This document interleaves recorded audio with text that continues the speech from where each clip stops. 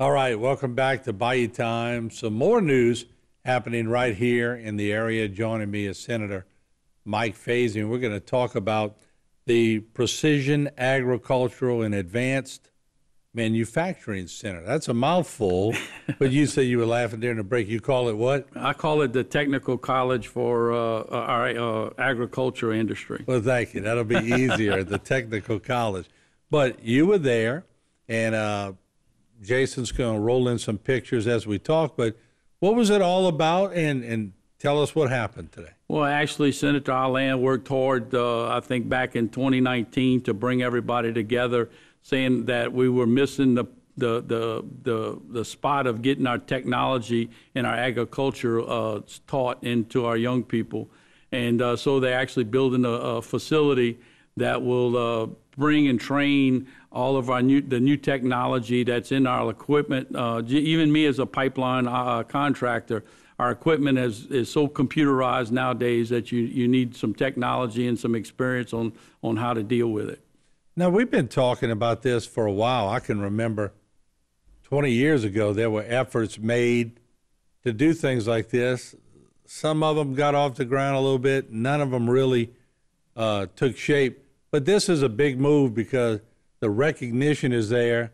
Without those service companies, and I'll call them service companies because they sort of service everything in that industry, the industry won't survive. That's correct. I mean, you know, we're short mechanics now in my business, and so that's happening throughout the state. And so Brett pushed really hard on how important this was. And so this facility is not only going to help, you know, the industry of agriculture, but the machine shops and everybody who deals with manufacturing and getting everybody on the technical side of how all this stuff works and the new technology that's available. So a lot of times, you know, we try to figure out problems, but we don't even know there's a fix for it already. You know, and I'm sure there's a lot of people who want to get into the trade that love to see this too, because a lot of people just don't know where to go. Now, don't get me wrong, I'm not going to sit here and make excuses. In some of the generations, they just don't want to work. But in other generations, they want to work, and some people think about another trade. You may have some hopovers, won't you? Yeah, definitely. You know, you know, our society now is more technical than anything. So as we teach these young people more of this technology, it makes them want to go back to work or do things if they're not, because it gives them an opportunity to make good money. I mean, because I mean, you know, heck, you got even plumbers making $250,000 a year now, and you got, you know, all of these different aspects of trades that just need to be done because there's not everybody out there doing it. And so it's tough to come by. Plumbing is no longer a crappy job, is it? No, it's no longer. Plumbing, electrical work, all of those 9 yards. Yeah, I had to say it. You set me up on that. So, you know, let's talk about it's. I'm looking at those pictures, and I'm seeing a lot of people sitting down, you know, putting the shovels in the dirt. And a lot of people see you now as a senator, but they don't remember the blue-collar days when you get out there and do your stuff. And when Gordy was working on refrigerant items, and I'm sure Brett Allen, I'm sure a lot of people come from a blue-collar background.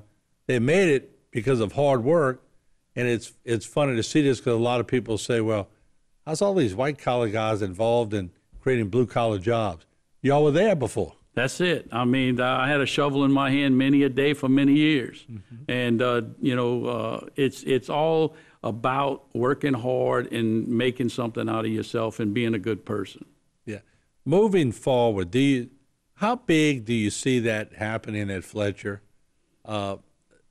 Is it a hope to get really big, or what's the reality of it? I think the reality, because a lot of these technologies are falling by the wayside in other parts of the state.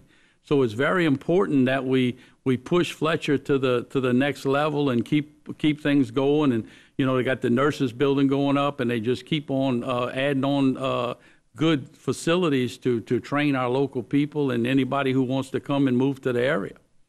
So how does that work, Senator? If somebody comes to your business, let's say, and they want to build pipelines, and you say, what kind of experience you have? And they go, None. Normally, that would be something the companies would have to do a lot of training on. Can they now go to Fletcher and get that training? We're working on that. Actually, we've worked with Christine Strickland a number of times on the Fletcher situation. And when COVID hit, all of that kind of fell by the wayside. We were wanting to train operators for running excavators, dozers, and the whole 9 yards. And digging on hot pipelines is a very serious thing, so you got to be well trained. And we were working on that area in order to do that. And COVID hits, and so now we're trying to regroup, and all of these things are happening, and a lot of good stuff for Fletcher. So real quick, like with a minute left, not only does this help industry survive in this area, but it also helps Fletcher. Oh, definitely. It's an all-around win for all of us, because then that way we can retain the young people in the area, and it just makes everything work in precision. All right. Appreciate you coming, Senator, and thank you all for the update, and we'll continue to watch and hopefully see the process. Yes, sir. All right, there you have it. Thank Senator you. Mike Fazy talking about the Precision Agricultural and Advanced Manufacturing Center right there at Fletcher. So we'll be back with a lot more. Don't go away.